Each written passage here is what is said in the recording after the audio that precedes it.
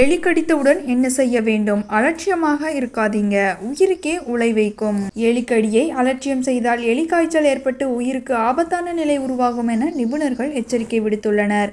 நகர்ப்புறங்களில் தற்போது எலிகளின் தொல்லை அதிகமாகி வரும் நிலையில் இரவு நேரத்தில் தூங்கும் மனிதர்களை எலிகள் கடிக்கும் செயலும் நடந்து வருகின்றன. இந்த பிரச்சனை நகரங்கள், கிராமங்கள் இல்லாமல் ஒவ்வொரு வீட்டிலும் இருந்து வருகிறது.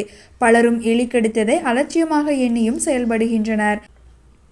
எலி கடித்த பின் உடலில் நடக்கும் மாற்றம், அதனை கை கழுவி கடந்து செல்வது விபரீத விளைவுகளை ஏற்படுத்தலாம் என நிபுணர்கள் எச்சரிக்கை விடுத்துள்ளனர்.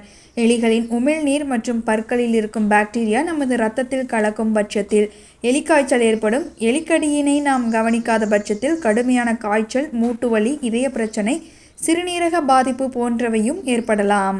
எலி கடித்தவுடன் செய்ய வேண்டியது என்ன?